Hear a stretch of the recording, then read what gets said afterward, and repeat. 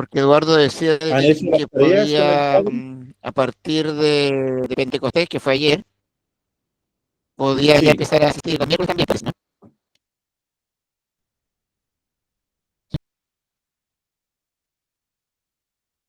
Perdón, padre, no le escuché lo último. No, sí, Eduardo había venido. No, en estos días no ha Eduardo, estado Eduardo Cuello en estos días porque está con unos cursos en Ovalle en allá, temas personales ahí viendo, pero también ya, ya, preparándose para cuando le llegue su momento, su turno, digamos. Se ha ido preparando en eso, ha ido avanzando con lo que le hemos ido pidiendo ya, y sí dice que se va a estar pendiente una reunión que tiene con usted, un encuentro para hacer ahí seguramente ponerse de acuerdo para la continuación. sí, ¿Ya? sí, yo creo unas 4 clases más, es decir, incluía esta, puede ser unas 4, ya podríamos estar en condiciones de empezar a interactuar con, con Eduardo, porque ya estaríamos en el Nuevo Testamento. Y esta clase de hoy y la del miércoles es Antiguo Testamento. Sí. Entonces, ya si Dios nos dispone otra cosa, la del próximo lunes y el próximo miércoles, ahí ya sería Nuevo Testamento, en la presentación y los géneros literarios, y ahí ya perfectamente se podría iniciar el sinóptico, porque ya estamos en el testamento que corresponde. Así que ahí sería estupendo. Sí,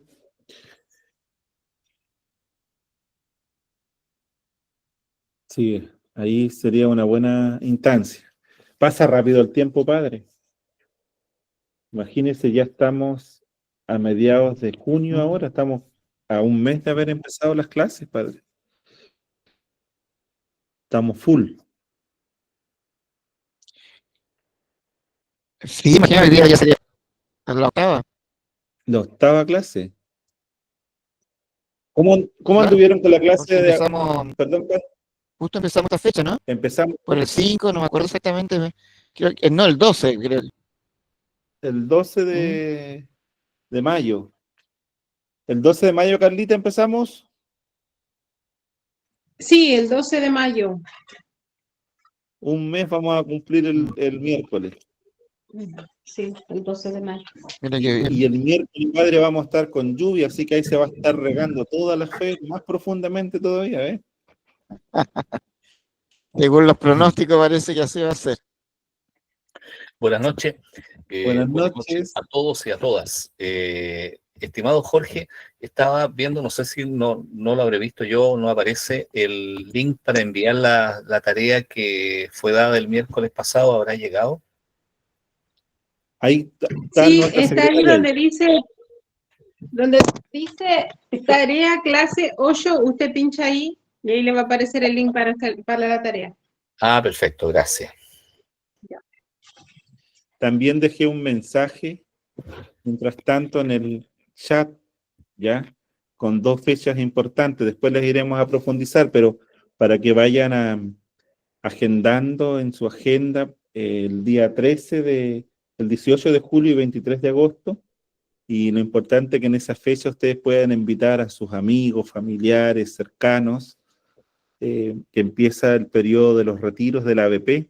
Así que queremos invitarlos. Va a ser en toda la arquidiócesis, el mismo día, en el mismo horario, pero está abierto para todo, principalmente para ustedes, nuestros estudiantes, y son dos retiros que están dentro de nuestro programa propuestos, ¿no? Es bueno darnos un ratito de silencio, una mañanita de un sábado, que le vamos a regalar este tiempo al Señor y a nuestro proceso también de espiritualidad, de discipulado, y ya en esa altura, ¿no es cierto? Yo creo que vamos a estar en lo sinóptico, entonces va a haber un periodo también de ir haciendo carne lo que hemos ido aprendiendo y revisando nuestra vida y fortaleciendo nuestra vida de discipulado a la luz de la palabra. Así que para que lo vayan agendando, y también esta invitación va a ser abierta para todos, ¿ah? Para todos, para las personas que van a misa, de repente ustedes conocen a alguien que va a misa y quizás que ustedes mismos nos ayuden a hacer esta invitación, sean voceros de esta invitación, se va a hacer un afiche en su respectivo momento, se les va a hacer llegar, se les va a mandar un correo formal para que nos puedan acompañar en estas instancias de encuentro los días sábados. Van a ser 2 sábados, uno en julio y uno en agosto, y Coquimbo y La Serena la vamos a unir juntos, pues estamos cerquita, pero Ovalle, Vicuña y Serena y Coquimbo juntos, ¿ya? Eso como una información anexa, padre, antes de empezar el curso, empezar la clase. Bueno, estamos a 4 minutos, no sé si habrá alguna consulta al padre antes de empezar la clase, cómo les ha ido con las tareas, alguna duda, novedad. Jorge, Claudio, ¿quién está hablando? Jorge. Jorge, hola, soy Ingrid. Una consulta. Hola, Ingrid. Bien, gracias a Dios, bien. Jorge, una consulta, no alcancé, solamente escuché de un retiro, no te lo escuché completo, ¿es presencial? Presencial, sí. Ah, qué bien, los felicito, los necesito. Sí, los retiros van a ser presenciales. ¿Ya? ¿Y dónde va a ser? ¿Lo tienen en el lugar ya específico? Serena y Coquimbo, Nuestra Señora de Lourdes en una primera instancia. ¿Ya? En Vicuña, en la parroquia de Vicuña, el primer retiro. ¿Ya? En Ovalle, en Inmaculada en Inmaculada, en Ovalle. Y así vamos a ir de a poquito armando esto. Y después, obviamente, cuando sea Serena, el segundo va a ser en Coquimbo, digamos, porque el primero sería en Nuestra Señora de Lourdes. ¿Ya? Que es una parroquia que hemos ido pensando también, parroquias que sean asequibles para todos, que todos podamos llegar. ¿Ya? Por eso que primero estamos dando las fechas, para que lo puedan ustedes organizar con tiempo, ver su calendario, y al mismo tiempo... Esto es en julio, ¿no? En julio. Sí, el 18 de julio. Jorge. Okay. Jorge, qué lindo. Voy a decirle a mis amigas, porque yo soy ministra, así que me encantaría ir a ese retiro. Muy bien, pues será bienvenido. Dígame, hija. Okay, gracias. Hay que corregir en tu mensaje 19 de julio, porque es el sábado. Ah, el sábado. Gracias, mi niña. Tenemos una secretaria bien activa. Muy bien. Don Jorge. ¿Sí? Gracias. Mire, podría dar de nuevo la fecha, porque no alcancé a conectarme antes, entonces alcancé a escuchar algo de los retiros nada más. Ya, los retiros, porque nos quedan 2 minutos, igual se va a mandar un correo a cada uno de ustedes, a sus correos personales, y también por el grupo del chat se van a mandar los afiches. Pero sería el 19 de julio, me corrige Carla, y el 23 de agosto. Son días sábados. En julio un retiro y en agosto el segundo retiro. ¿Ya? ¿Eso sería en qué horario? En la mañana. Más o menos, aprox.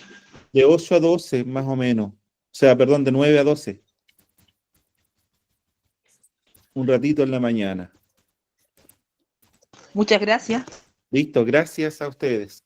Padre Cristian, quedan 2 minutos para que iniciemos nuestra clase, nuestra 8ª clase. Sí. Así que, ¿les parece que iniciamos con la oración mientras tanto, para que el Padre pueda dar inicio puntualmente a su clase? Porque hoy día hay hartas cosas que conversar, seguro, preguntas que le van a ir haciendo al Padre. Bien, pongámonos en la presencia del Padre, del Hijo y del Espíritu Santo. Amén.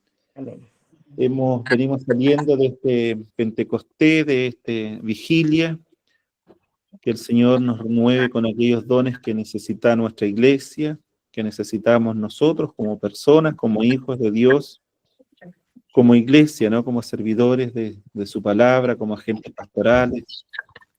Los invito en un minuto, mientras leo el Salmo de hoy día, que es un salmo muy bonito, el Salmo 86, pensar y pedirle al Señor qué dones necesito yo, pero también a quién me gustaría regalarle un don. Rezar por una persona, decir: Señor, quiero que bendigas a mi hermano, a mi mamá, a mi papá, a mi compañero de la pastoral, con este don, ¿no?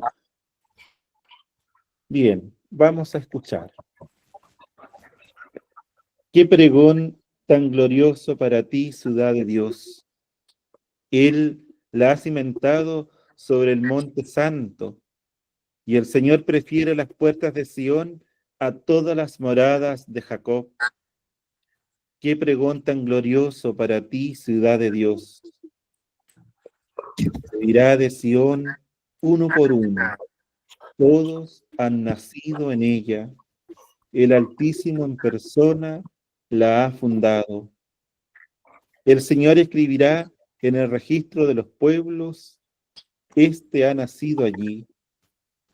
Y cantarán mientras danzan, todas mis fuerzas están en ti. Qué pregón tan glorioso para ti, ciudad de Dios. En el nombre del Padre, del Hijo y del Espíritu Santo. Amén. Padre, me he pasado en un minuto. Somos todo oído para nuestra 8ª clase. Bien, muchas gracias, muy bonita la oración. Y espero, bueno,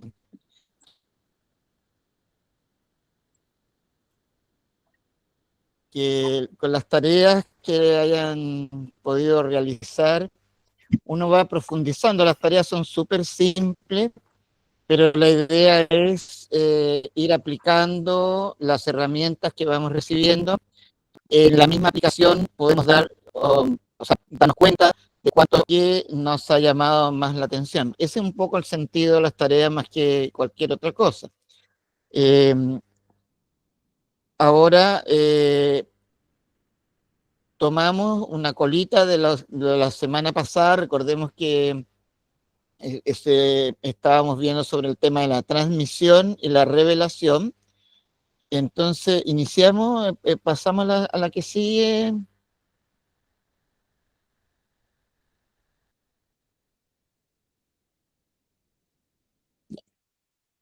La, no, no, no, no. Vuelvo atrás. No, no, no, no. ¿Qué le pasó? Ahí. En todas nuestras clases iniciamos con la misma pregunta, pero son distintas preguntas, por si acaso, para que no pensemos que estamos repitiendo la misma de la primera. Es el mismo esquema. ¿Qué conocemos de la Biblia? Y ahí entonces en la dice, la Biblia como concepto cristiano consta de Antiguo y Nuevo Testamento, inspirados por Dios, contienen la revelación de Dios y su plan de salvación. Y luego, ¿qué sabemos de la Biblia sobre lo que anteriormente hemos dicho también? ¿Qué significa que la Biblia es inspirada, contiene la revelación de Dios y esta verdad es custodiada por la Iglesia? Entonces, es una de las preguntas que hoy día tenemos que ir respondiendo. En la tradición cristiana, ¿cuál es la importancia del Antiguo y el Nuevo Testamento? ¿Qué dice el magisterio de la Iglesia al respecto? Luego volvemos sobre el tema de qué es el Tanaj y cómo está dividido y estructurado el Antiguo Testamento según la versión de los 70 asumido por la Iglesia. Estas son las temáticas que hoy tenemos que tratar en nuestro curso y que vamos avanzando. Como digo, el anterior estuvimos hablando, ahí estamos, sobre la Biblia inspirada y que contiene la revelación. Después de que ya hemos ido revisando el canon, por ejemplo, las clases anteriores, cuando vimos el canon, y ahí decíamos que la Biblia católica son 73 libros, la Biblia de las versiones evangélicas son 66 libros, la de los ortodoxos coptos 81 libros, y así vemos que hay diferencias en la cantidad de libros que son considerados como inspirados, por tanto, que contienen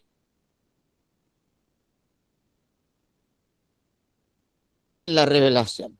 Bueno, tratamos la semana pasada un tanto apurados, porque si no nos fue ahí cuando se nos cortó la luz, no recuerdo exactamente, pero en definitiva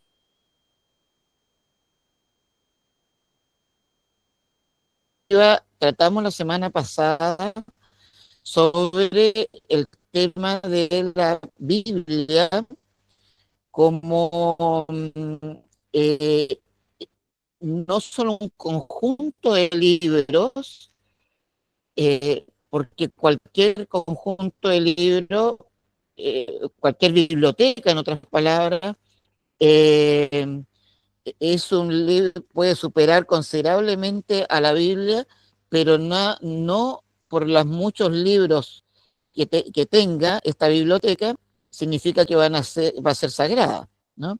Entonces, cuando decimos que la Biblia es el conjunto de libros que contiene la revelación, eso es lo que lo hace sagrado.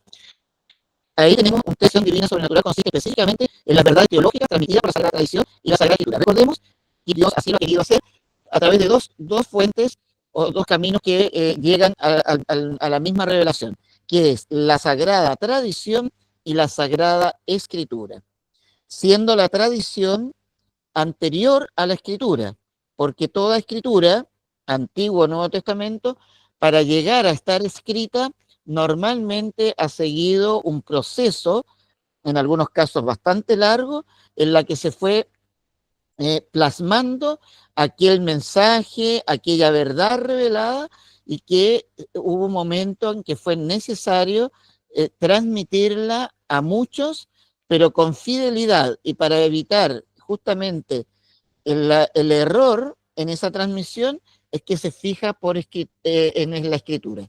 De modo que siempre la tradición va a estar anterior, que es una tradición oral, anterior a la Sagrada Escritura. Pero corren por estos dos caminos la revelación del Señor. Ahora, quiero explicar, siempre hay que explicar algunos términos que son importantes. Dice en el cristianismo, ¿cierto? En la revelación divina sobrenatural consiste en las verdades teológicas. Recordemos que cuando decíamos de revelación, hay una revelación natural y una sobrenatural. La revelación natural es la que nosotros podemos encontrar, valga la redundancia, en la misma naturaleza, en la creación entera, en la cual vemos los vestigios de la acción de Dios. Y por tanto, al maravillarnos incluso en el don de la vida o en cualquier realidad que nos sobrepase nuestro entendimiento, incluso podemos descubrir que ahí está la mano de Dios. Vemos el universo, por ejemplo, hay tantos estudios en la actualidad que nos lleva a considerar una cantidad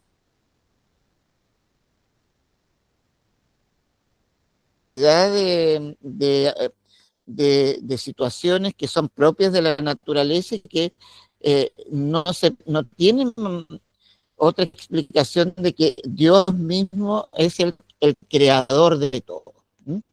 Es lo mismo que pretende mostrar, por ejemplo, Génesis 1:1, 2:4a, cuando habla de la creación en 6 días más 1. Ahí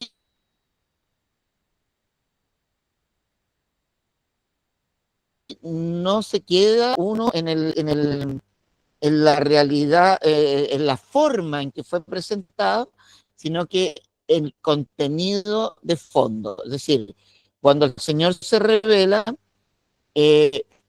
más allá de las formas que se ocupen, es el contenido o a la verdad que a mí me lleva a considerar entonces esa revelación. Cuando decimos teológica, decimos verdades teológicas transmitidas, quiero definir una teo y la otra teo significa Dios. y lógica, que es el estudio, el conocimiento y también la expresión o la manifestación.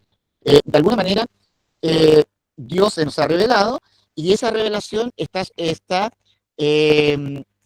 sujeta también a la comprensión de esa revelación a través de los medios que nosotros contamos, como es nuestra razón. Por tanto, se define normalmente, ahí ustedes pueden escribir en su cuaderno o donde estén haciendo sus notas, la teología normalmente se define como la comprensión crítica de la fe. Esta definición que estoy dando no está escrita en ninguno de nuestros PowerPoint, por tanto, por eso les digo, si la pueden poner por escrito, ideal. Cuando hablamos de teología, estamos hablando de la comprensión crítica de la fe. Es una ciencia. La teología es una ciencia. Y como toda ciencia, parte de un dato normalmente más concentrado, que luego va a través de un discurso, me va a llevar a un conocimiento mayor, ¿no? Por tanto, cuando hablamos de teología y cuando digo comprensión crítica de la fe, estoy indicando que el dato de donde surge esta ciencia es el dato revelado. Dios se nos ha mostrado de muchas formas, como ya veíamos la semana pasada, en la misma escritura da cuenta de ello, de muchas maneras Dios nos ha hablado y en el culmen de la historia nos ha hablado a través de su propio Hijo, nuestro Señor Jesucristo. Palabra de Dios encarnada, ¿no? En las purísimas entrañas de la Santísima Virgen María. De modo que cuando hablamos de teología como comprensión crítica de la fe, estamos diciendo que partimos del dato revelado, ese es nuestro dato para hacer la ciencia de la teología, y le aplicamos la razón. Ahí es cuando uno dice la comprensión crítica. Comprensión crítica es la aplicación de la razón. La palabra crítica viene de un verbo griego, el verbo creseo, que significa dividir o separar, creseo. Y de ahí viene la palabra crisis, por ejemplo, ¿no? Que es una separación, cuando uno está en crisis o hay una situación crítica, es que hay una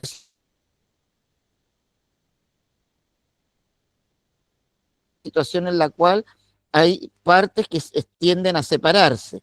Bueno, la crítica en este caso es la capacidad de separar las partes de un todo para poder analizarlas, comprenderlas, aplicar los distintos métodos que tenemos para el conocimiento, ¿no?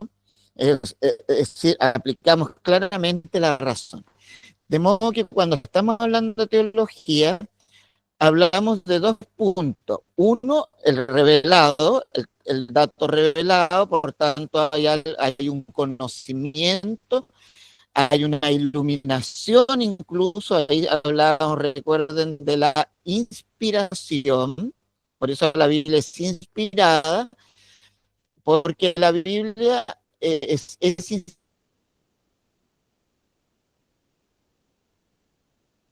inspirada porque hay personas que han sido elegidas cuya mente se ha iluminado de diversos modos, con distintos caminos, pero se ha iluminado para comprender aquello que Dios le ha querido entregar como mensaje.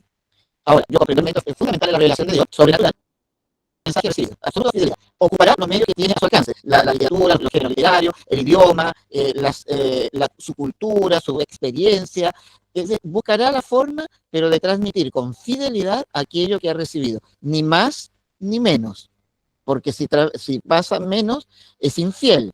Si da más, es falso, porque no puede dar más de lo que ya Dios le ha entregado, porque ya le estaría agregando de su cosecha, como decimos vulgarmente, o sencillamente, popularmente, y aquí la cosecha, la siembra es de Dios, ¿no? Entonces no podemos uno empezar a sembrar cosas que no corresponden. Entonces, Cuando estamos sobre las verdades teológicas transmitidas, estamos hablando de aquellas palabras o aquel mensaje que Dios ha inspirado en autores sagrados conocidos como agiógrafos y que han sido transmitidas con fidelidad en un primer estadio que puede ser súper largo eh, por, eh, por la voz, es decir, por la palabra.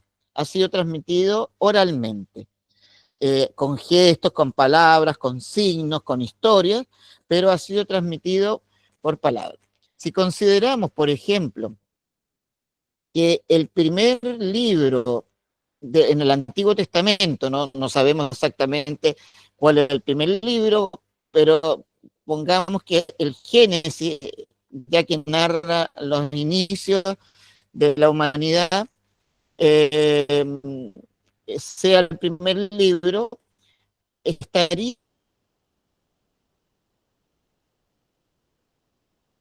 escrito lo más antiguo, de hecho, lo más antiguo que se supone en este momento, puesto por escrito, aproximadamente entre 900 y 1000 años antes de Cristo.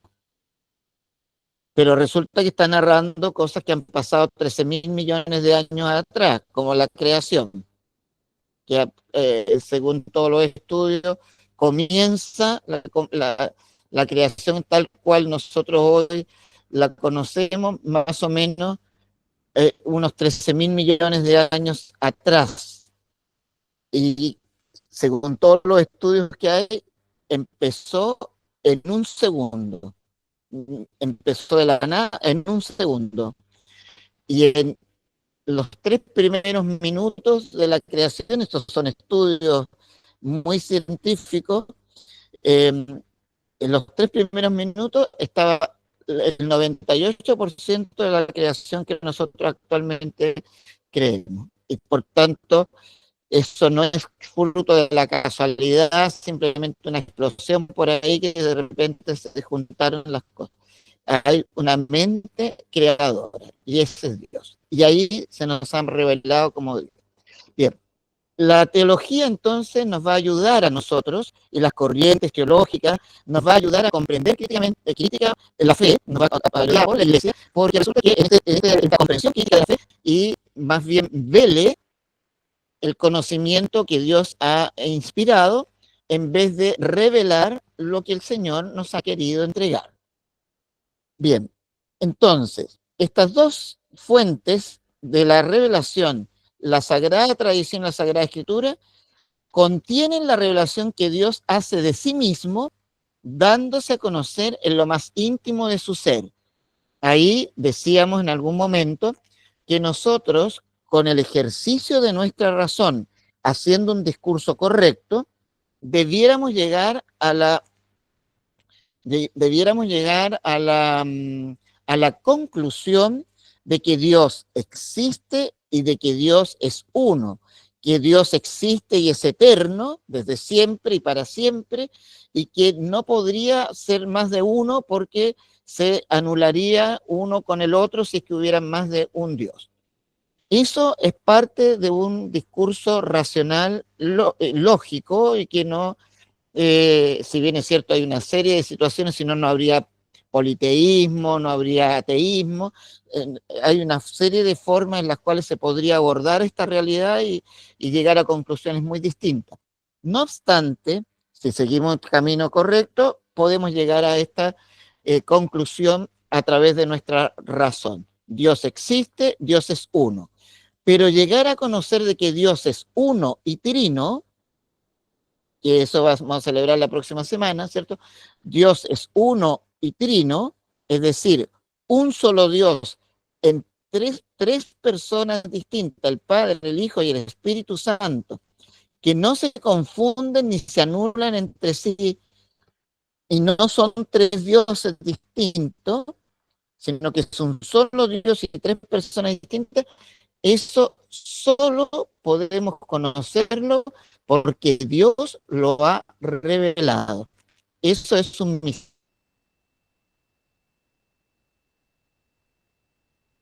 misterio en estricto sentido, como se les suele llamar, a los misterios revelados. Hay misterios y hay misterios en estricto sentido. La Trinidad es un misterio en estricto sentido, es decir, es impenetrable por la simple razón, por el discurso racional correcto, no podemos llegar a esa conclusión. Y si sabemos que es así, porque Dios así lo ha mostrado.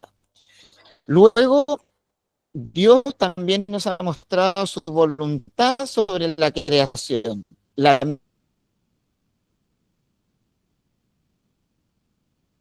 misma que Él ha hecho. Y ahí yo les puse este texto que es maravilloso para que después lo puedan revisar. Efesios 1, 4 al 7. Ahí está todo contenida la historia de salvación. Dios, desde antes de la creación del mundo, nos eligió para ser santos, inmaculados en su presencia por el amor. Nos eligió para ser sus hijos adoptivos, en el Hijo muy amado Jesucristo, y quien nos rescató por la sangre de su cruz para la gloria del Padre.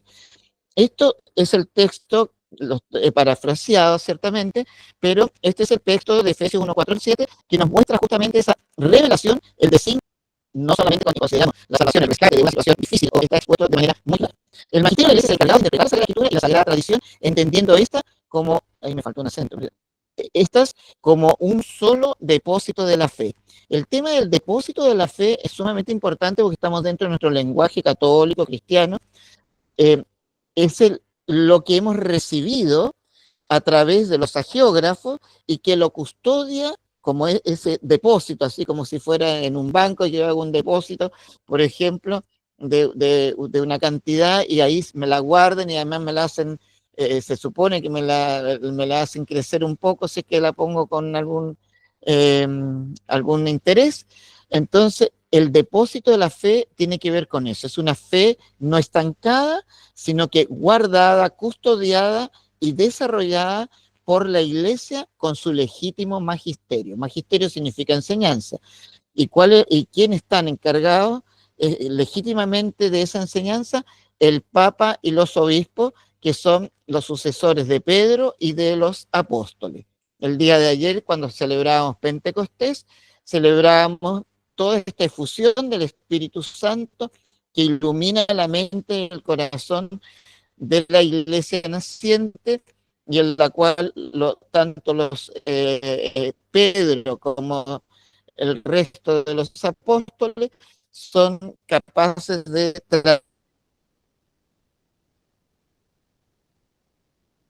transmitir esta verdad en medio del pueblo que hablaba muchas lenguas y que son todos judíos, pero de la diáspora, y por tanto no todos ya manejan el idioma como lo manejan, y por eso fue necesario traducirlo al griego, por ejemplo, la Sagrada Escritura, pero ahora Pedro y los apóstoles le comunican esta verdad. Esa verdad, cuando ya veamos Nuevo Testamento, esa verdad es una proclamación que toma el nombre de kerygma. En griego, kerygma, que viene el verbo keritzein, que significa proclamación. Más allá de un anuncio que puede ser un anuncio callado, tranquilo, a baja voz incluso, el keritzein, es decir, la proclamación es a grito pelado, así, escuchen tocando una trompeta, por ejemplo, y así hacer que los restos escuchen.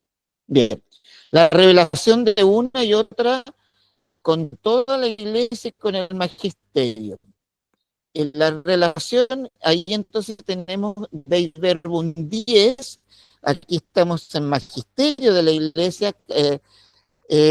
Mire, se me olvidó borrar esos numeritos que de repente aparecen 14, 16, 15, eso yo los borro porque esas son las notas donde está sacada y la Sagrada Escritura constituyen un solo depósito sagrado de la palabra de Dios, confiado a la Iglesia, en la fracción del pan y en la oración, haciendo alusión a Hechos 2:42, que dice lo mismo, permanecían los apóstoles y la comunidad unidos en la oración y en la fracción del pan, que la fracción del pan claramente es la Eucaristía, que es uno de los fundamentos de la Iglesia. En otro momento podemos, cuando se vea el Nuevo Testamento, ahí pueden ver los 4 fundamentos de la Iglesia que aparecen en la Sagrada Escritura, que son justamente cuando Jesús llama a sus discípulos, constituye a los apóstoles, hace el primado de Pedro y también realiza el sacramento de la Eucaristía. Son los 4 fundamentos sólidos de la Iglesia, que Cristo fundó y que subsiste en la Iglesia Católica, como nos dice el Lumen Gentium 8. Bien. De suerte que prelados y fieles elaboran estrechamente en la conservación y en el ejercicio y en la profesión de fe recibida. Pero el encargo de interpretar auténticamente la palabra de Dios, escrita o transmitida, ha sido confiado únicamente al magisterio vivo de la Iglesia, cuya autoridad se ejerce en nombre de Jesucristo. Ahí esto difiere radicalmente con lo que ocurrió en el siglo XVI, en el cisma de Occidente, cuando Martín Lutero, indica que el Papa y los obispos no tienen ninguna autoridad. Eso es lo que dice Lutero, no tienen ninguna autoridad porque ni siquiera se sabe si son parte de la Iglesia, porque solamente son los predestinados constituyendo la Iglesia invisible, y que por tanto la Sagrada Escritura es de interpretación propia. Cada uno, iluminado por el Espíritu Santo en forma individual y particular,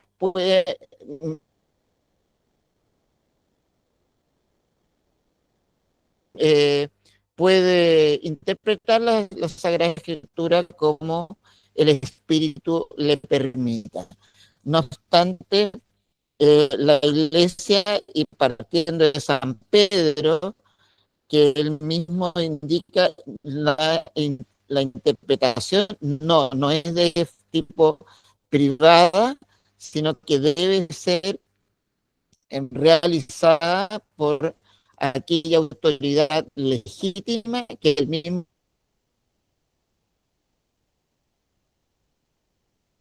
Jesucristo dejó para custodiar esta verdad. Seguimos, por favor.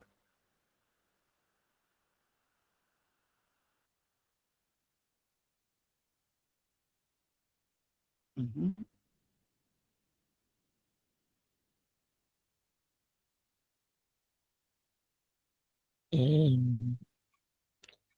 Pasamos a la que sigue.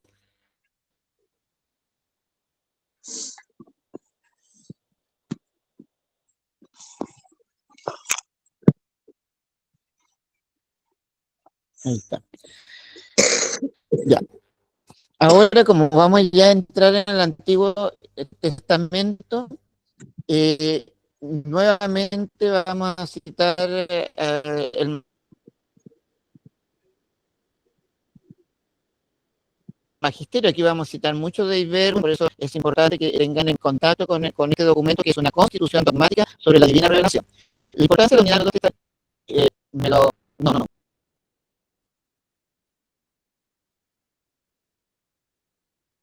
A mí sigue apareciendo una. ¿Puede volver atrás? Porque no había terminado de eso. Ya. La importancia de los 2 testamentos. La Biblia es una unidad de ambos testamentos. Quiero partir del concepto cristiano. Una y otra vez tenemos que recordar, estamos cuando hablamos de Biblia, si bien es cierto, también los judíos, por ejemplo, en algún momento pueden haber ocupado el término Biblia para referirse a sus documentos sagrados. Nosotros, siempre que hablamos de Biblia, no hablamos solo del Antiguo Testamento o el Nuevo Testamento, sino del conjunto del Antiguo y Nuevo Testamento. Eso es la Biblia. Por tanto, es un concepto cristiano, más allá del término en sí mismo, que significa conjunto de libros, y que una conceptualización primera es Sagrada Escritura. La Biblia es la unidad de ambos testamentos. No podemos concebir la palabra de Dios solo en uno de los testamentos, solo en el Antiguo o solo en el Nuevo. Por el contrario, para los católicos y otras comunidades cristianas y pseudo-cristianas, dice, ¿a qué me refiero pseudo-cristiana? Por ejemplo, los testigos de Jehová no son cristianos, pero sí ocupan la Biblia. La Biblia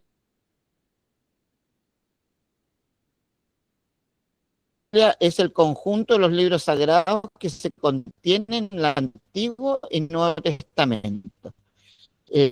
Bien. Importancia, aquí entonces, esta es la importancia que tiene y que nos lo dice Dei Verbum 16. Ahí está el texto. Dios inspira, pues, inspirador y autor de ambos testamentos,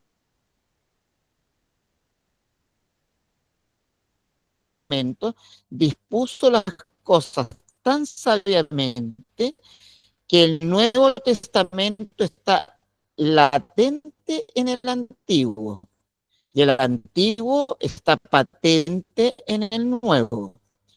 Porque aunque Cristo fundó el Nuevo Testamento en su sangre, ahí están los textos, no obstante,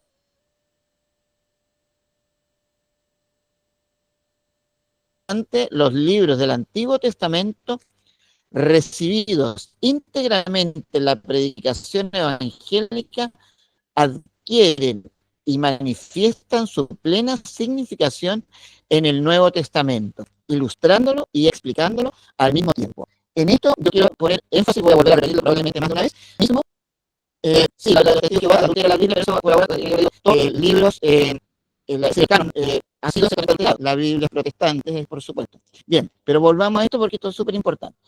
La importancia de la unidad de los del Antiguo y Nuevo Testamento nos va a explicar a nosotros el por qué claramente no es la misma tradición ni el mismo sentido que nosotros, católicos y cristianos, por eso ahí puse los cristianos, comunidades cristianas, los católicos y los cristianos de diversas denominaciones, consideramos la Biblia como Antiguo Testamento y Nuevo Testamento. Las comunidades judías no consideran para nada el Nuevo Testamento. Por tanto, su Sagrada Escritura no puede ser un Antiguo Testamento porque siempre antiguo va a estar en relación con un nuevo. Por tanto, la explicación, el sentido que tiene de revelación para un judío, por ejemplo, para todo lo que es el mundo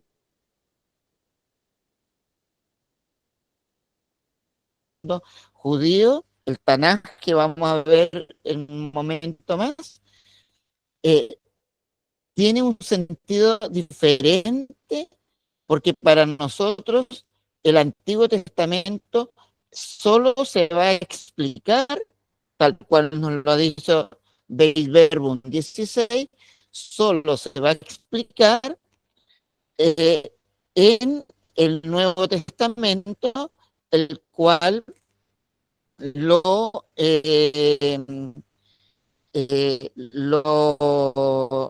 ilumina o lo lleva a su cumplimiento. Por eso dice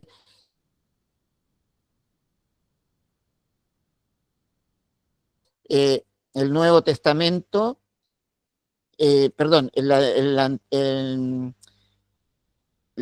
Dios dispuso que el Nuevo Testamento esté latente en el Antiguo, es decir, ya está anunciado, y en el Antiguo está patente en el Nuevo, porque justamente uno ya lo recuerda. A diferencia, vuelvo a la tradición, por ejemplo, judía, que no le va a dar el mismo significado porque no tiene un Nuevo Testamento ni culmina su revelación, no va a culminar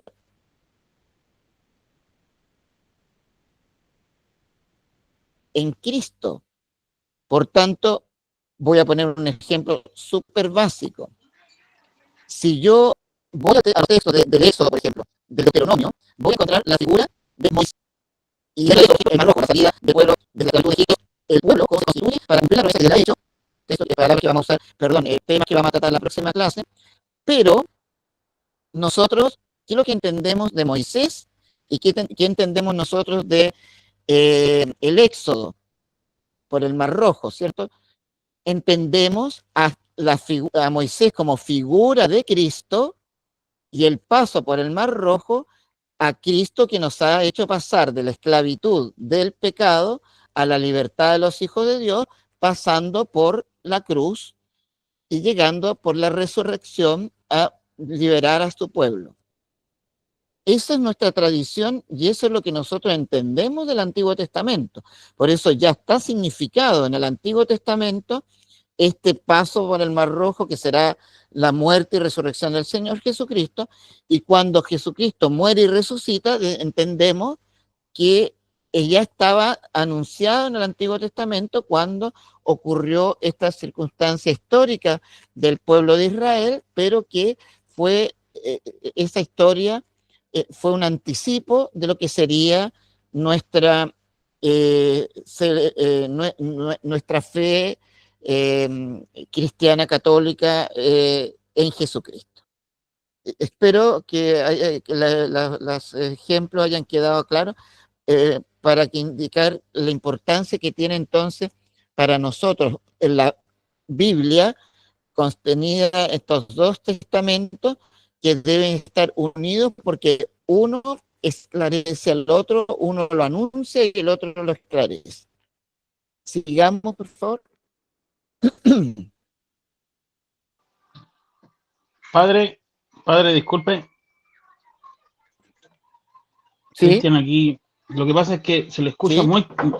muy cortado, muy cortado. Yo no sé si estarán abierto cámara o algo así, porque se le escucha cortado. No sé si a alguien más le pasa. Yo escucho bien.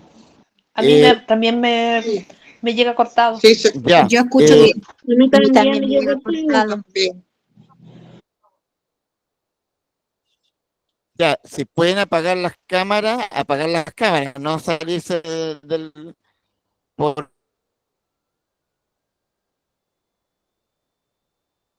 Porque eso ayuda, eso puede ayudar. Yo no tengo otra forma de hacerlo mejor en ese sentido. Tal vez si pueden apagar sus cámaras, le ayuda a que sea mejor la transmisión. No puedo hacer No solo nada las cámaras, más, padre, también los no sé micrófonos. si Carla o... Micrófonos están todos apagados, solo el suyo o está Claudio encendido, padre. puede decirme algo al respecto.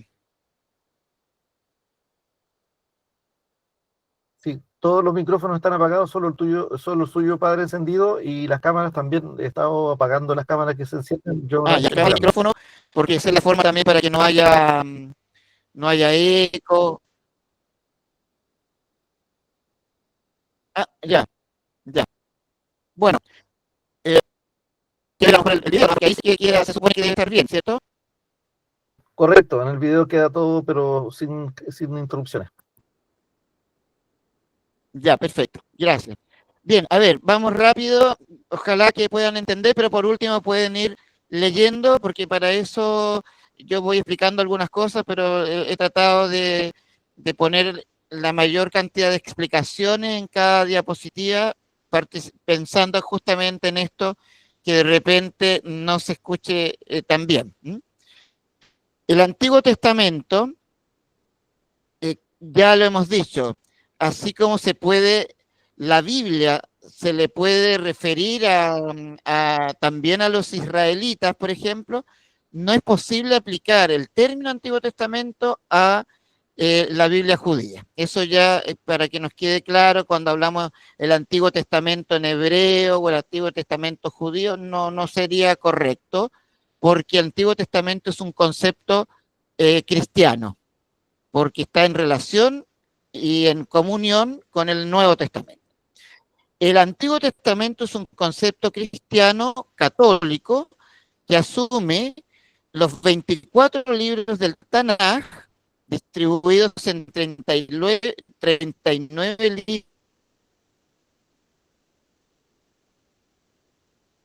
libros, más los 7 no aceptados por el canon judío, protestantes, llamados Deuteronomio. Aquí me faltó una palabra, se la explico. Me faltó una palabra cuando escribí esto. Lo que me faltó, los 39 libros,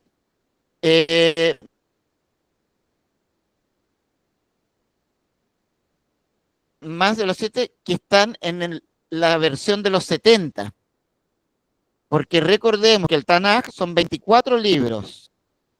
Al traducirlos al griego, versión de los 70, se hace una división distinta y quedan los 24 libros, quedan en 39. Pero además le agregan 7 libros que no son considerados por el Tanaj porque están escritos en griego o están escritos fuera del ámbito de Israel y por tanto no los consideran inspirados, ¿no? Luego la Biblia en las versiones protestantes van a hacer lo mismo, le van a quitar esos 7 libros que son conocidos como los deuterocanónicos. Es decir, la palabra deutero significa en segundo canon. Entraron posterior al primer canon que fue aceptado ampliamente a la primera, ¿no? Bien. Por tanto, el Antiguo Testamento consta de 46 y 7 libros escritos en griego de la Koiné, por judíos de la diáspora. Siempre hay que recordar que cuando se hizo la versión de los 70, que es la versión traducida del hebreo al griego, más estos 7 libros, estamos hablando de judíos que vivían en la diáspora, que hablaban griego, pero que conocían bien el hebreo. Por tanto, no es una traducción antojadiza, estamos hablando de sabios, estamos hablando de personas que conocen muy bien la escritura y el sentido que ésta tiene, y por eso ocupan el griego de la manera más exacta posible para ser fiel al escrito recibido. Eso hay que tenerlo claro para que no pensemos que la Biblia de los 70 o la versión de los 70, en algún momento vino un traductor cualquiera de otro lugar y empezó a traducirla. No, no fue así. Se le encargó a 70 sabios judíos que hablan perfectamente el griego y también el hebreo para que hicieran esto, para que esta traducción pudiera servir también a las comunidades, que era la mayoría incluso afuera del ámbito del mismo Israel. Por lo tanto, aquí Deuteronomio, Dei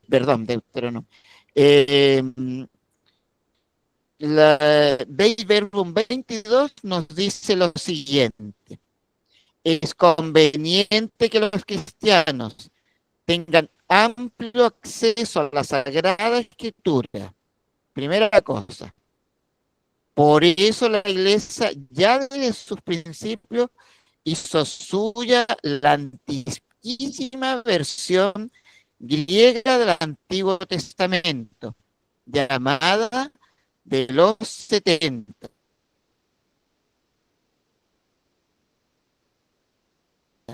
Y conserva siempre en honor otras traducciones orientales y latinas, sobre todo la que llaman Vulgata. Este Deuteronomio, Dei Verbum 22, estamos hablando del magisterio reciente de la Iglesia porque es Concilio Vaticano II, 1965. Por tanto, es lo que sigue absolutamente vigente hasta el día de hoy, y aquí queda claro de que la versión que ha sido asumida para las traducciones es la versión de los 70, con sus 46 libros, incluidos los deuterocanónicos, y que también ha tenido traducciones orientales y latinas, sobre todo la Vulgata, que ya hemos hablado sobre ella cuando San Jerónimo, en el año 382 después de Cristo, la tradujo de los textos hebreos y griegos al latín. Bien, sigamos.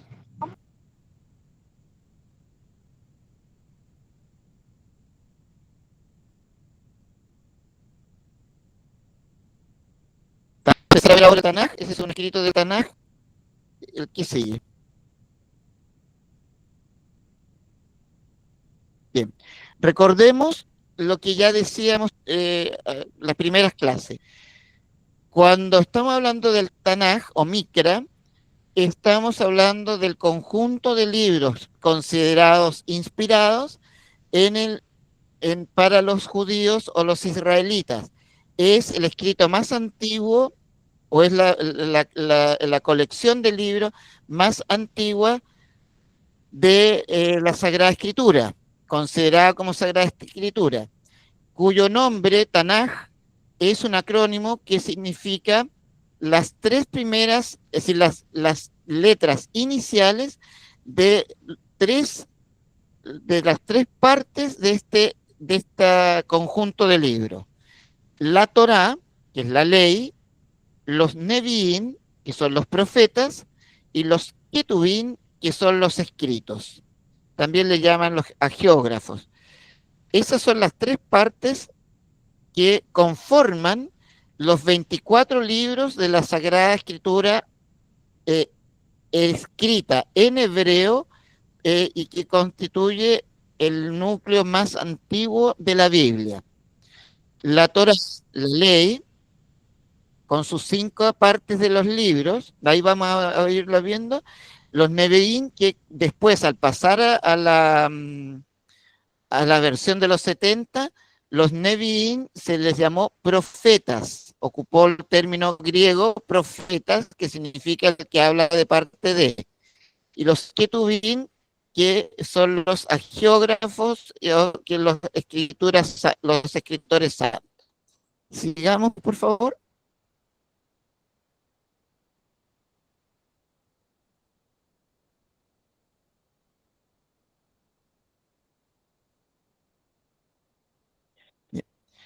Hay que ir a apretar eso. La Torá, la ley, se conoce también como el Pentateuco con la versión de los 70. La Torá va a pasar con el nombre Pentateuco, que significa, no, eso por favor no, porque me va a tapar, ahí. Pentateuco, que va a significar las 5 estuches. Pentateujos significa 5 estuches.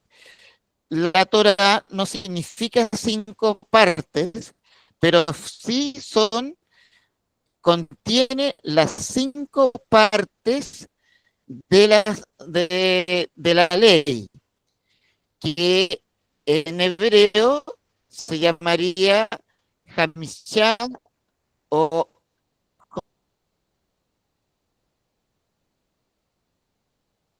Humshei, o también Humash. De hecho, viene actualmente, uno puede incluso comprar la versión de Humash, que sería, esos son para los israelitas normalmente, que corresponde solo a los textos de la Torá. Son siempre libros bastante caros porque no son están en hebreo y no son de traducción, o sea, no son de ediciones como muy populares. Por tanto, solo quiero hacer alusión a un tema, la palabra Torá, pero en los términos hebreos, la Torá es una acción, significa dar en el blanco, una guía. La Torá sería una guía para dar en el blanco. Es como cuando nosotros vamos con un arco y flecha, queremos apuntar al blanco, podríamos tal vez al mismo arco, o si vamos a hacer con pistola o con rifle, tiene una mirilla para dar en el blanco justo. Entonces esa mirilla es una guía que me ayuda a apuntar justo y yo al disparar dé en el blanco. Bueno, ese es el sentido de la Torá. La Torá es una guía para alcanzar ese blanco o esa meta que el Señor ha propuesto. Aquí tenemos, después de la tarea va a estar un poquito hecho cuando estamos en forma presencial, hacemos este ejercicio porque es más fácil hacerlo, pero ahora como estamos online, se los dejé como tarea. Le puse los nombres en español, sí, los nombres en español que corresponderían a la versión de los 70. Los 5 puntos de la ley sería Génesis y en hebreo sería Bereshit. Entonces ahí después van a hacer ustedes la tarea que hoy día tenemos, es ir comprobando cómo titula cómo titula la versión de los 70, la versión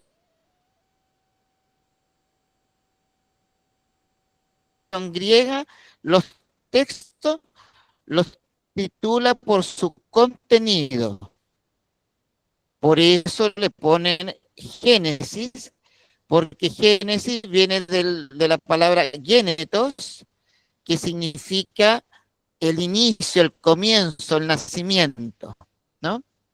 Por tanto, desde la versión griega se le va a titular a los textos según su contenido. Génesis contiene todo lo que es la creación y por tanto, no, en cambio, los judíos o los israelitas lo que van a hacer es titular sus textos con las primeras palabras con las que comienza. En el comienzo significa la palabra Bereshit. Éxodo significa justamente el caminar. Éxodo significa el camino, la salida. En cambio, en hebreo es Shemot, y significa estos son los nombres de. Entonces, la tarea va a consistir en que vayan a su Biblia, no ahora, porque si no vamos a perder este minuto, cuando sea la tarea, la hagan, vayan a su Biblia y van a ir comprobando que efectivamente comienza con esas palabras, ¿no? Levítico, que tiene que ver con las leyes de la Números, Bamidbar, así comienza el libro. Y Deuteronomio, que significa segunda ley, Deuteronomio, segunda ley, y que en hebreo se va a decir Devarim, que significa las palabras. Es el plural de Davar. Bien, continuamos. Los Nevi'im es el segundo conjunto de libros, que son los profetas. Ahí hace una división distinta a la nuestra, y ellos hablan de los profetas anteriores y los profetas posteriores. De los profetas posteriores van a dividir después en mayores y menores.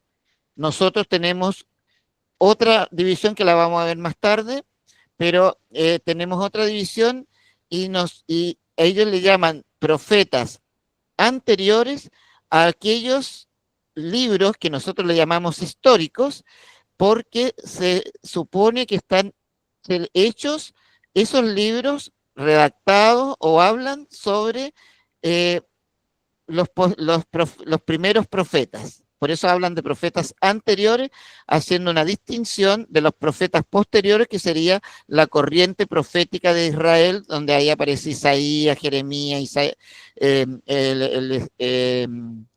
Eliseo y todos los demás. Perdón, no Eliseo, Ezequiel y todos los demás. Ya.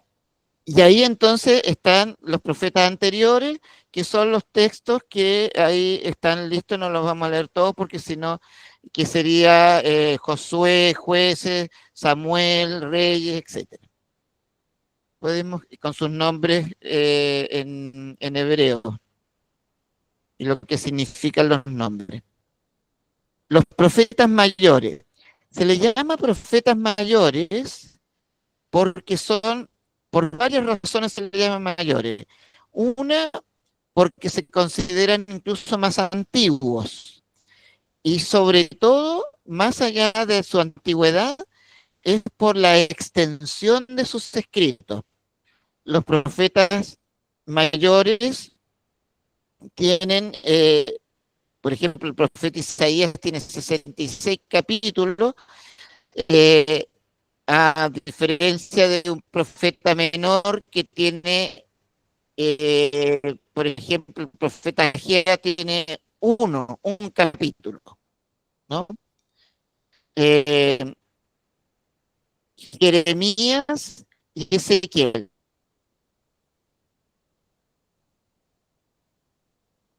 Los tres son considerados los profetas mayores por esta extensión y también por la influencia que ejercieron en toda la doctrina profética o en la corriente profética del pueblo de Israel. Normalmente la corriente profética va desde,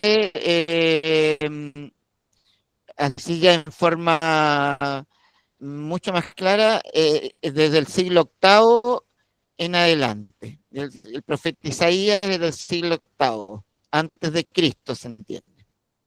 Bien, y ahí están los nombres. Mire, quiero solamente para que antes que cambiemos, Isaías, que es Yeshayahu, significa Dios salvará a Dios. Este nombre de salvar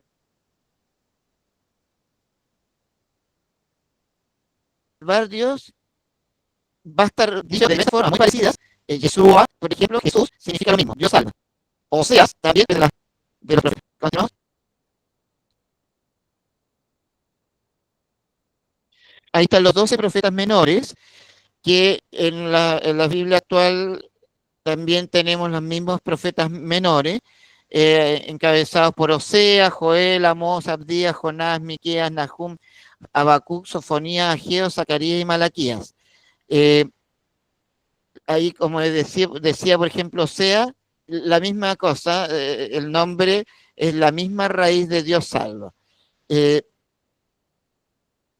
alguna otra oportunidad, cuando podamos tener un curso más específico, así como vamos a tener más tarde el curso del sinóptico, podemos tener perfectamente un curso de Pentateuco, un curso de profeta que normalmente en la universidad se da por separado.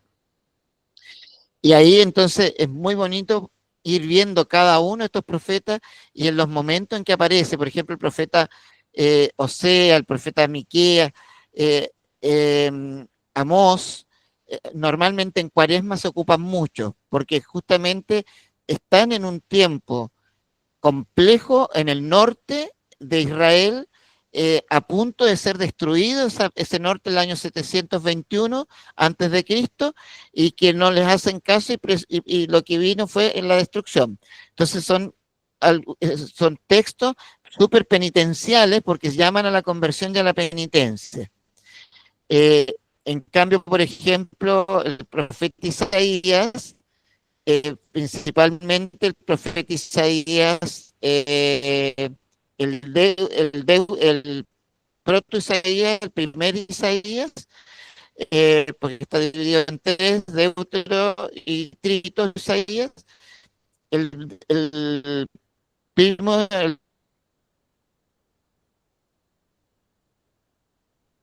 el proto-Isaías habla más sobre el tema en el tiempo de Navidad, porque habla del libro del Emmanuel, del Dios con nosotros, la Virgen que está encinta, etc. Bien,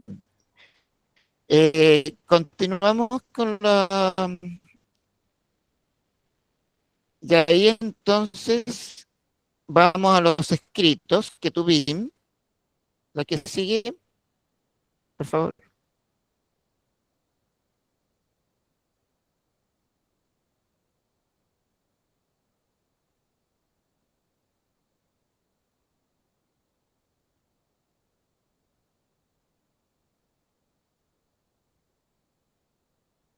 Los que tuvimos los escritos. Bueno, ahí tenemos, ahí me está sonando la alarma, esperen un segundito, porque significa que estamos... Bueno, mientras hablo, los escritos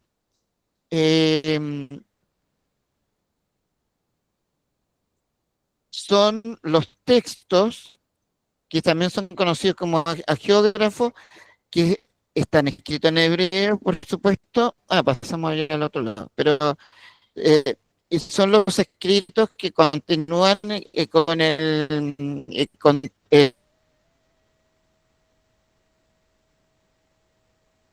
decir, concluyen con el Tanaj, y que son aquellos que van a narrar las situaciones. Nosotros lo hemos puesto más bien como libros, se volvió loco, son como libros que están en un tiempo, pero que eran las corrientes sapienciales. Estos, los escritos, entonces tienen que ver más bien con las corrientes sapienciales, donde se recoge la sabiduría de Israel, que la sabiduría de Israel es una sabiduría empírica, es decir, parte de la observación, y a partir de esa observación van a sacar ciertas guías para poder enfrentar la vida y responder al día a día, y también a la forma de alcanzar la promesa. Cuando veamos el Antiguo Testamento, ya en la versión de los 70 y todo, que esto hoy día vamos a dejarlo solamente introducido, esto sería para el día miércoles. Ahí tenemos que tratar 4 temas que son súper importantes y que tienen que ver justamente con esta guía que el Señor nos dio, que sería justamente la elección, la promesa, la alianza y la ley. Son 4 temas súper importantes que aparecen en el Pentateuco y en los profetas, y que en los escritos sapienciales aparecen también, pero bastante más diluido, porque la corriente sapiencial va a apuntar como a guías para enfrentar la vida en el día a día. Y ahí, bueno, estaban los salmos, los proverbios, etcétera, la lamentación, Eclesiastés, Daniel, Edras y Nehemías, Crónicas 1 y 2. Recordar que todos estos textos son los textos que originalmente están en hebreo, que constituyen el Tanaj, y que son 24 libros que, al ser traducidos al griego en la versión de los 70,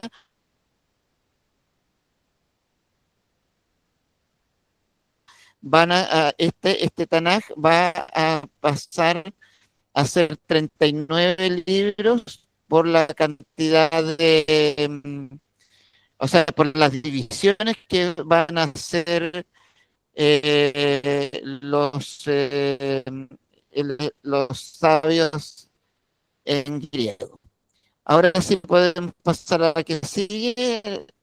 Vamos a ir lo más rápido posible para que podamos hoy día terminar esta parte y retomamos el miércoles esa última parte, porque ahora ya tenemos que entrar en el Antiguo Testamento desde la versión de los 70. La que sigue es que ya había sido puesta, pero eso. Aquí, como digo, por el tiempo vamos a ver solamente 2 cosas.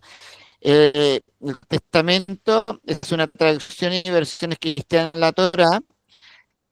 Efectivamente, cuando se usa el término Antiguo Testamento, se hace necesariamente alusión al Nuevo Testamento, o sea, estamos en un concepto cristiano. Los 70, alrededor de la versión de los 70, alrededor del siglo III antes de Cristo, tradujo el Tanaj e hizo una división distinta, pero conservó los 24 libros, pero en una división distinta que les dio estos 39 libros, y además añadió 7 libros más que el Tanaj no acepta porque no tiene la versión resultante de la llamada Septuaginta, ¿no? La única versión hebrea. De acuerdo a la versión crítica, esto se debe a que la Septuaginta proviene de un canon textual distinto al que compilaron los masoretas para producir la versión hebrea. Recordar que la versión hebrea, esto es bien complejo en el tema a la hora de las fechas, porque lo que se conserva en la actualidad, por ejemplo, la Pechita, ¿se acuerda? Que es el escrito que fue escrito al arameo. eh, eh, lo que se conserva, los masoretas, iniciaron el siglo I con el canon, primero después de Cristo, pero se consolida en el siglo V, o sea, estamos más o menos en las mismas fechas de la Vulgata, están los masoretas consolidando su canon hebreo, por tanto, no son más antiguos que la Vulgata desde esa perspectiva. No es más antiguo que la Vulgata. Sigamos. Ahí vamos a ir corriendo y después la próxima semana podemos detener un poquito más. Bueno, este texto se los di como tarea, así que no lo voy a explicar mucho porque se los di como tarea para que lo puedan analizar. Es la importancia del Antiguo Testamento y justamente ahí nos habla tanto dos números que están resumidos, ciertamente, Dei Verbum 14 y 15, que nos habla justamente de Dios que se ha manifestado a su pueblo y le ha mostrado a través del Antiguo Testamento lo que va a ser la plenitud en el Nuevo Testamento. Y en el número 15 del Verbum, la economía del Antiguo Testamento está ordenada sobre todo para preparar, anunciar proféticamente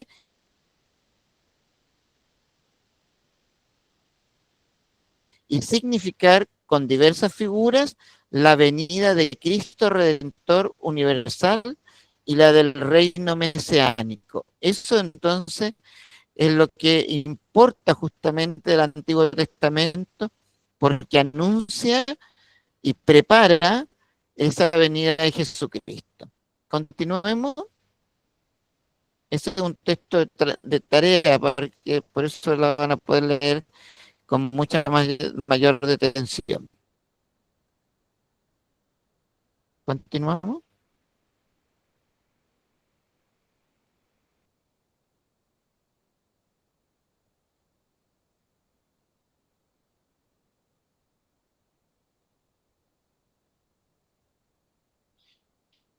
Ahí está.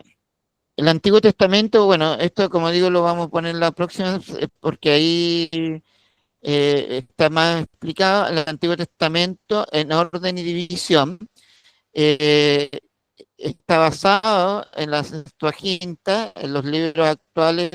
Nuestras Biblias tienen sus 46 libros que están distribuidos de la siguiente manera, a diferencia del Tanaj, que está distribuido en tres, la Torá, los Nevi'im y los Ketuvim.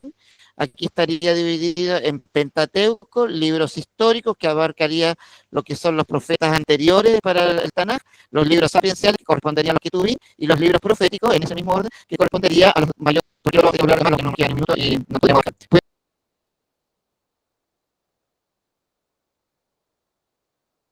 Bueno, ahí está uno por uno, Pentateuco con sus capítulos, Génesis, Éxodo, y ahí yo le puse los capítulos, pero ya el resto, continuamos, Pentateuco, después viene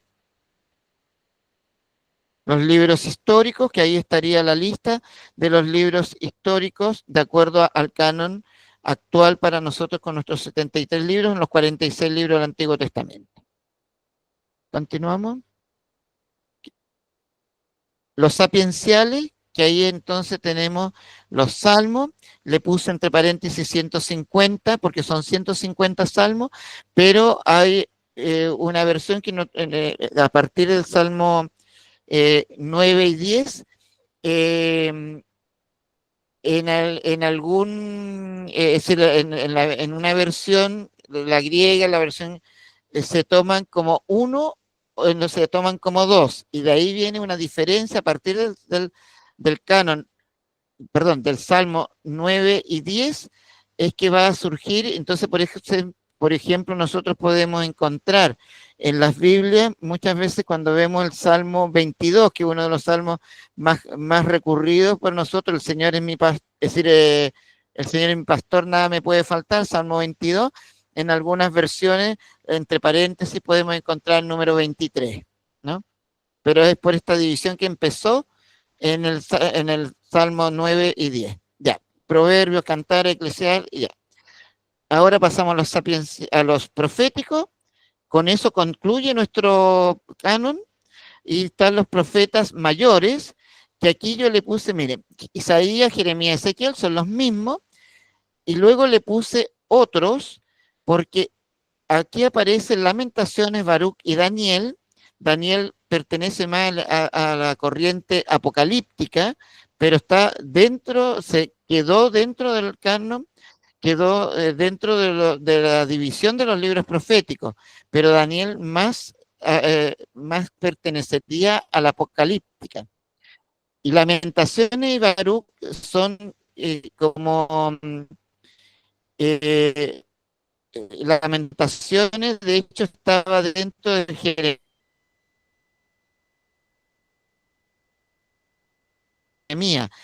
Por eso no se asusten si de repente el otro día conversaba con, se me olvidó el nombre, pero ya me voy a acordar después, que, que tiene colección de Biblias. Por supuesto que las lee también, no solamente una colección de hobby. Entonces, y justamente me decía que me hacía notar que la Biblia de nuestro pueblo, de Luis Alonso Chequel, que está con total autorización católica, aparece 74 libros en vez de 73, como lo que hemos dicho, que es el canon.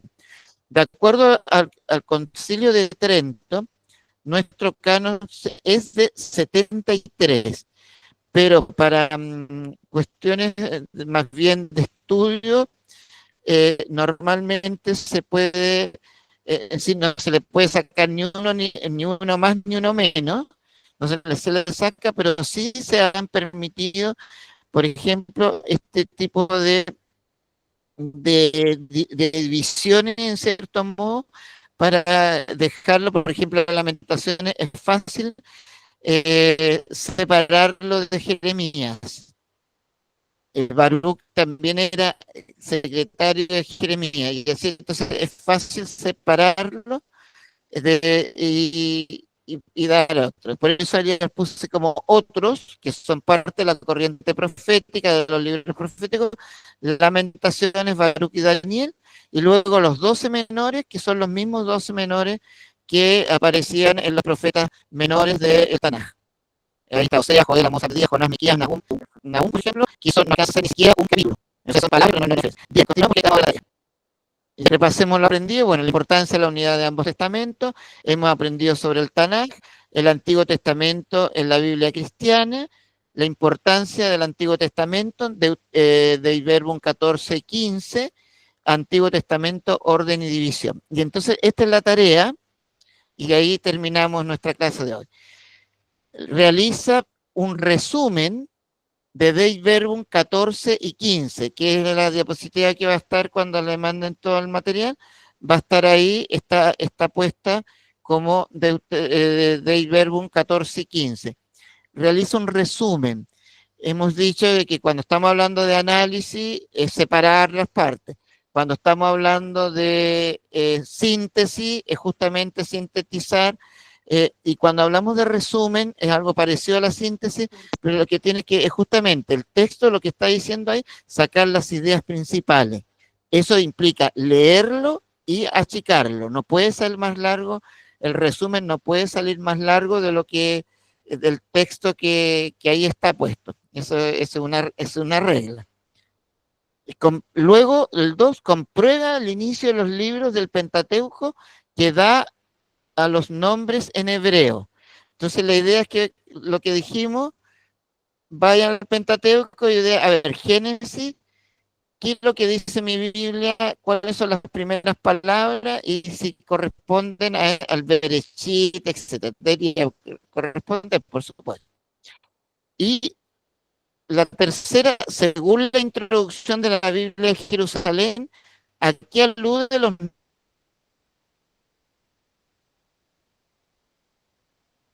nombres de los libros del Pentateuco. La Biblia de Jerusalén, si no la tienen, bueno, pueden buscar algunas cosas, pero tiene que ver un poquito con lo que yo indicaba. Cuando decimos Génesis, es porque habla de los inicios. Vaya a su Biblia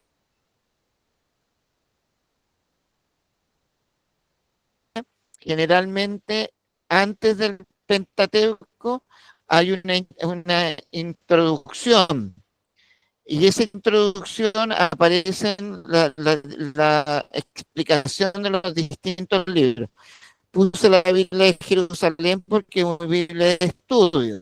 Si no la tienen, busquen otra Biblia, pero ojalá que sea Biblia católica, no busquen una Biblia evangélica, si es que porque resulta que tienen traducciones distintas, es una tradición diferente, y también, por supuesto, tienen un canon distinto al nuestro.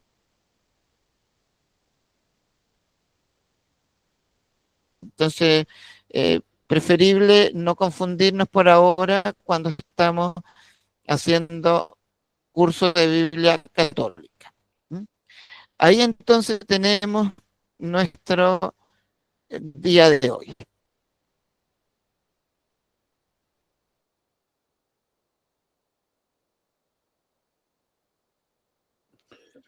Muy bien, padre, muchas gracias. En Jorge, esta ¿puede dar octava el clase. finalización? Sí, sí. O Claudio, no sé. Son materiales muy valiosos que hay que acoger, porque cuando se comparte esto es Sí, muy valioso tener la Biblia lo acaba de de compartir nuestra secretaria, la Biblia de Jerusalén en digital, ¿ya? Entonces eso también lo tenemos a mano y se lo vamos a hacer llegar también, padre, a usted. O parece que ya se le había hecho el anterior, ¿ya? No lo sé, pero agradecerles a todos en esta clase, en esta octava clase, a seguir perseverando y a hacer nuestras tareas para el miércoles a las 7 de la tarde, 7:30, perdón. De todas maneras, nosotros estamos entrando un poquito antes, por si le quieren hacer ya más consultas al padre, que se ha hecho una tradición muy bonita, que hay personas que entran antes para hacerles consulta al padre y el padre pueda profundizar respecto de las tareas. Sin más que agregar, agradecerles a todos porque estamos bien pasados, y padre, gracias siempre por sus fantásticas clases que nos hace estar ahí anotando por todos lados, mire. Muchas gracias. Qué bueno. Gracias a ustedes, pues muy amable. Chao, padre. Muchas gracias. Gracias, Claudio, gracias, Carlita. Y a todo el equipo también. Buenas noches a todos. Un abrazo. Buenas noches, padre. Muchas gracias. Gracias, buenas noches, muy amable. Adiós, buenas noches, padre. Gracias. Hagan las tareas. Buenas noches. Padre, buenas noches. Gracias. Buenas noches, don Jorge. Buenas noches.